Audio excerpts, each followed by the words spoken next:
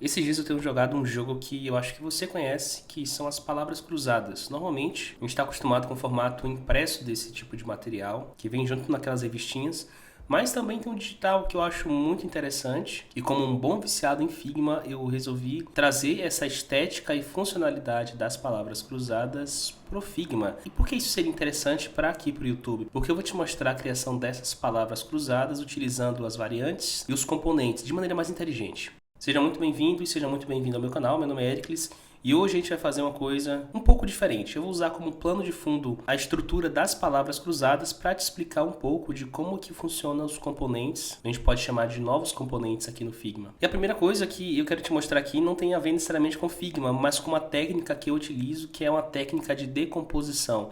Antes necessariamente de fazer alguma coisa visual, eu sempre tento me atentar à estrutura daquela coisa. Então, por exemplo, a gente tem o que eu vou chamar aqui de peça, e dentro dessa peça você tem algumas informações. Isso sem contar as variantes que a gente vai criar, tá? As informações que a gente tem vai ser a letra, certo? A gente está fazendo decomposição, está entendendo o que faz parte dessa estrutura, e tem também a posição. Só que em alguns casos as peças não têm posição específica, porque não representam uma palavra da busca. Para ficar mais claro o que eu falei é sobre essa situação aqui, ó. A gente tem o número 2 da letra L, só que as outras letras A, X, A e R não estão necessariamente relacionadas a uma dica que as palavras cruzadas dão. Então a gente vai ter que desenhar um cenário onde tenha e não tenha a letra, tenha e não tenha a posição. Feita essa decomposição, a gente entendeu o que é a letra, o que é a posição, vamos para o Figma. Possivelmente o que eu vou te mostrar aqui não necessariamente é a melhor forma de todas, mas o que a gente pode fazer é entender quais são as ferramentas disponíveis no Figma hoje e com isso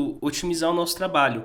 Você pode fazer o seguinte, tá? Você pode fazer um frame com tamanho específico. Para esse caso, eu vou deixar o frame 56 por 56, colocar a letra dentro desse frame, vamos supor aqui que vai ser a letra A, e colocar a posição que vai ser aqui 0. Pode ser feito dessa forma? Pode ser feito dessa forma. Como também, você pode chegar aqui na letra A, apertar a tecla de atalho Shift A para criar um auto layout, ou você pode simplesmente clicar com o botão direito e vir aqui, ó, Edge Auto Layout, e Fixed, colocar 56 para largura e 56 para altura. Vou colocar um preenchimento para ficar mais fácil de enxergar. Eu quero ele centralizado, sem nenhum padding, tá? Nem espaçamento. E você pode ter se perguntado aí agora, Ericles, mas como é que eu vou colocar o número? Simples, você vai chegar aqui, selecionei a letra, Ctrl D para duplicar, e vou colocar ela como Position Absolute. Então eu posso colocar ela em qualquer posição dentro desse layout que foi criado aqui. E aqui, para esse caso, eu posso colocar na posição 5 e 5. Eu não entendi como assim 5 e 5. O ponto 0 desse auto layout aqui, que é o que está sendo levado em consideração, é aqui, ó, a parte de cima à esquerda. Então eu estou posicionando ele a 5 pixels de cima e 5 pixels à esquerda. A gente pode colocar aqui como número 0 e é uma das maneiras de chegar nesse resultado. Bom, se você faz através da maneira do frame, uma coisa que você precisa se atentar é, você vai centralizar a letra e colocar o texto alinhado ao centro, tá? Porque se você digitar a letra C, a letra D, letras que são maiores ou uma letra menor como a letra I, ele vai desalinhar. Então, eu acho que é por isso que eu prefiro usar a técnica do auto layout, porque independente do tipo de alinhamento, ele sempre vai ficar lá no meio. Eu vou colocar aqui um contorno para ela de 60 de brightness, quero que seja center. Isso aqui já pode facilmente virar um componente para a gente, porque se você observar aqui comigo no caça-palavras, a gente tem uma repetição de vários elementos. E se você quiser editar um elemento, você teria que editar todos. Só que o Figma, de novo, tem uma ferramenta que possibilita que a gente edite apenas um para aquela mudança ser aplicada em outros elementos que são filhos de onde a gente fez essa mudança. Deixa eu apagar isso aqui. Cliquei e vou criar um componente da maneira mais difícil possível. Clicando aqui em Create Component, criei ele. Tudo que é cópia a partir dele é chamada de instância. Então eu tenho aqui o que é chamado de componente mestre e tem uma instância. Se eu tenho aqui 45 instâncias, se eu faço uma simples mudança, como por exemplo, eu quero que seja interbold, ele mudou em todos, muito mais fácil fazer assim, né? Então já de cara a gente pode fazer uma alteração aqui, ó. Posso colocar o tamanho 28 para ele, 100% de line height. Eu sei que isso aqui não altera, mas é só por hábito mesmo. E o número, a gente vai colocar o tamanho dele 10, manter o peso regular e aqui também 100%. A maneira de garantir que ele sempre fique fixo na parte esquerda ao topo é através dos constraints, tá? Então a gente tem aqui a letra A na posição 0. Só que tem outra maneira da gente trabalhar os componentes que vai ser o seguinte. Nesse momento eu tive que parar a gravação porque o tripé da câmera caiu. Aproveite esse momento de pausa aí para deixar o seu like e se inscrever no canal.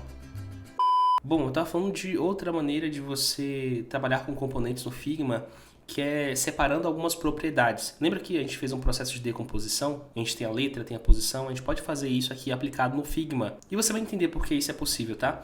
Eu vou selecionar aqui no meu componente mestre a letra, vou clicar nesse botão aqui na minha interface do lado direito, onde está Content. Cliquei, ele vai criar uma propriedade de texto e vou chamar isso aqui de letra. Você pode chamar do que você quiser, tá?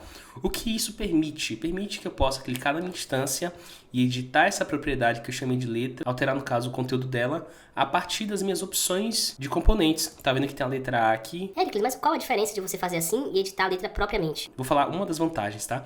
Você pode modificar o conteúdo de várias instâncias, ou seja, eu tenho vários As aqui. Selecionei vários As, vou colocar a letra B e apertar Enter.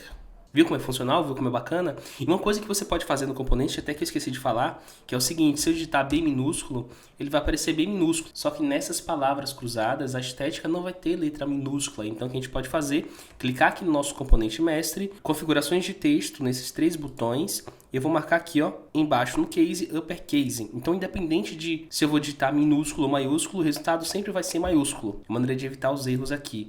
A gente pode fazer também para a posição, esse negócio da propriedade de texto. Eu vou aqui em conteúdo, pode ser letra? Não, vai ser posição. Você pode colocar o nome que você quiser, tá? O importante é que você consiga identificar o nome que você deu. Posso chegar aqui onde está a posição 0, colocar a posição 15. E ele muda ali para mim. Só que lembra que tem situações onde a posição não vai aparecer? O que a gente pode fazer? Aqui no componente mestre eu vou selecionar a minha posição. Eu estou apertando com Ctrl, tá? Ctrl e clica, selecionei a posição. Vem aqui em Layer dessa vez. Crio uma outra propriedade, que aqui é conhecido como propriedade booleana. A gente vai dar 2 opções para ela. Ou ela vai mostrar, ou ela vai ficar invisível. Clicamos aqui. A gente pode chamar isso aqui de mostrar posição. Lembrando que as propriedades, mesmo que sejam de naturezas distintas, elas precisam ter nomes diferentes, tá? Coloquei mostrar posição aqui como ativo.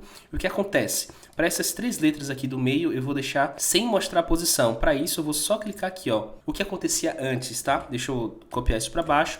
Você teria que chegar uma aqui, apertar Delete, que é um atalho alternativo para você ocultar a visualização. Não, você não exclui. Se a gente observar aqui do lado esquerdo, as nossas opções de layer, aparece aqui, ó. A posição está aqui, está em Position Absolute e está sem a visualização. Quando a gente tem uma instância, no Figma não é possível você excluir um elemento, mas ocultar a visualização dele. Então aqui você poderia fazer assim e apertar Delete, ou de uma maneira que eu considero mais fácil, que é selecionando tudo e tirando a visualização do mostrar posição. A gente poderia aplicar isso também à letra A, criar uma propriedade booleana para ocultar letra. Só que para a gente manter o foco aqui, eu falei que a gente ia falar sobre componentes, eu acho que isso aqui deu para atender muito bem sobre esse assunto. E agora a gente vai falar sobre as variantes, porque o que acontece no caça-palavras? No momento que a gente clica em uma letra, ela fica em ênfase e acontecem 2 coisas. A horizontal dela fica em destaque e a vertical dela fica como uma marcação secundária, que significa que se eu reclicar naquela letra, ele muda a visualização para vertical. Estava horizontal, muda para vertical. E basicamente a gente pode observar aqui 4 estados das peças que eu nomeei, né? A gente tem o estado neutro dela, que é esse aqui. A gente vai ter ela na seleção secundária, que eu estou nomeando aqui dessa maneira, tá? A gente vai ter a letra em ênfase, o foco e o sentido que a gente está lidando. Lembrando uma coisa, tá? Eu vou nomear essas peças, essas variantes aqui, de acordo com o que eu entendo disso. Você pode chegar a fazer diferente e a sua nomenclatura ficar muito superior à minha, porque estou fazendo muito mais no feeling aqui, certo? Para criar as variantes também é uma maneira muito complexa. Você vai clicar aqui em cima, na mesma região onde ficam os componentes, Add Variant. E uma coisa que eu gosto de fazer nas variantes é transformar no Auto Layout, tá? Você vê aqui ó, que está com o símbolo de componente, eu vou apertar Shift A, que é meu atalho para adicionar um Auto Layout. Ele muda esse ícone e vou mudar um pouco a estética também. Shift X para inverter, eu quero Stroke em Fill. Vamos tirar esse arredondado e colocar o preenchimento do fundo branco. Eu gosto dessa estética aqui.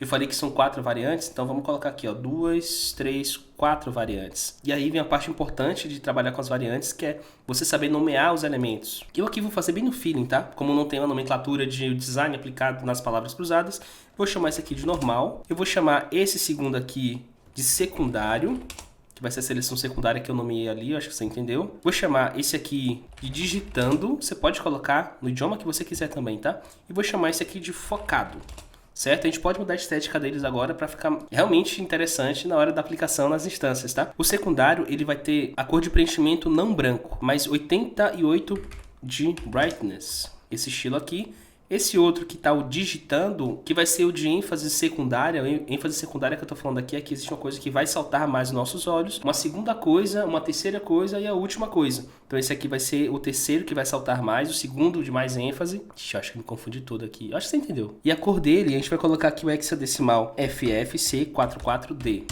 que é essa cor. E por fim, que é o focado, a gente vai colocar o hexadecimal FFBC14. E o que acontece aqui nas minhas instâncias? Agora abre outra opção que se chama Property One, que eu posso simplesmente mudar o nome dela para estado, que eu consigo identificar o estado normal, mostrar posição, tá desativado, letra B. A gente vai chamar isso aqui de peça, tá? Aqui eu posso atualizar o nome deles aqui, ó, Reset Name ou Reset All Changes mesmo. Vou fazer assim. E agora eu posso mudar os estados da maneira que eu quiser. É normal, muda para secundário, ele muda aqui para secundário. Digitando, aqui vai ser o focado. Vamos fazer uma coisa para ficar interessante aqui. Eu vou copiar ele para o lado. Vou fazer um caça-palavras 6x6. Selecionei isso aqui, eu quero que tenha 0 de espaçamento entre eles. Para isso, eu fui aqui na opção de distribuir horizontalmente, tá? E aparece para mim a distância. Vou colocar 0 e copiar para baixo com a tecla Alt e Shift. Alt para duplicar e Shift para manter o mesmo eixo. Então a gente tem 2, 3, 4, 5 e 6. Na prática é isso que acontece. Você vai ter um que é o focado. Esses aqui do vertical, vamos supor que eles sejam digitando. Então tem uma opacidade menor. Na real a gente pode deixar essa aqui bem menor ainda, tá? Vou jogar aqui para o canto. Atualizando o hexadecimal para vocês aí, ó. É o... Deixa eu colocar 4040. FFTD99. Enquanto esse aqui, que a gente vai deixar, se possível, mais claro, vai ser o FFAA00. E esse aqui, o horizontal dele, vai ser mudado para o secundário.